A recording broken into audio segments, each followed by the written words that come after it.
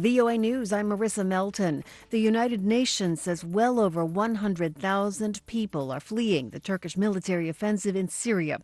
AP's Charles de Ledesma reports. As fighting continues in at least one Syria town and a heavy bombardment rains down on another, officials say at least 130,000 people have been displaced, with many more likely to be on the move as the Turkish offensive progresses. Meanwhile, the local Kurdish-led administration warns of a humanitarian disaster as aid and service delivery to northern Syria is hampered by the fighting. Turkish airstrikes, artillery shells and intense clashes have reached as far as 19 miles south of the Turkish-Syria border.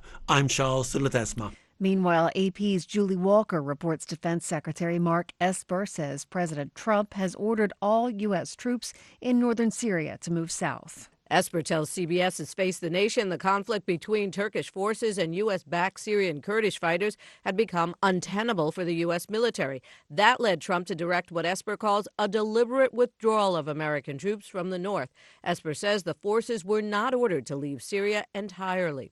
Esper isn't saying how many U.S. troops will leave the north, but he does say they represent most of the 1,000 troops in Syria. Esper also says the U.S. believes the Kurds are about to cut a deal with the Syrian army and Russia to enable a counterattack against Turkey and its Syrian proxy forces. I'm Julie Walker.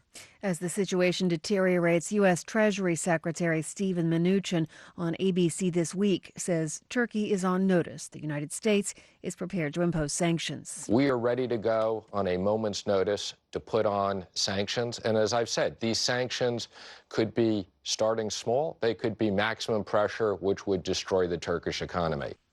You're listening to VOA News. Weekend protests in Hong Kong were smaller and more peaceful than previous demonstrations. VOA's Anita Powell reports from Hong Kong.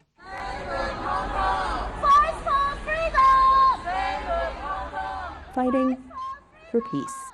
Protests have shaken Hong Kong for nearly 4 months, with growing tensions and violence. But this weekend's protests, the 19th week in a row, were smaller than the previous actions and largely peaceful, with only scattered reports of tear gas, arrests, and clashes with police. Thousands of people marched through the Mong Kok shopping district Saturday, and some protesters vandalized pro-China businesses. But the crowd was largely peaceful and included parents with young children and elderly Hong Kongers who acted as human shields between police and protesters. Anita Powell, VOA News, Hong Kong. The Japanese government has sent thousands of soldiers and rescue workers to save stranded residents in the destruction left by Typhoon Hagibis. Reuters' David Doyle reports.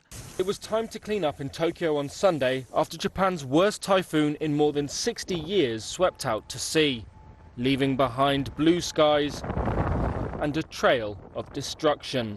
Some 27,000 members of Japan's self-defense forces and rescue workers were sent to save residents stranded by Typhoon Hagibis in the central Nagano prefecture and elsewhere. The storm has left large swathes of low-lying land in central and eastern Japan underwater, has cut power to almost 500,000 homes.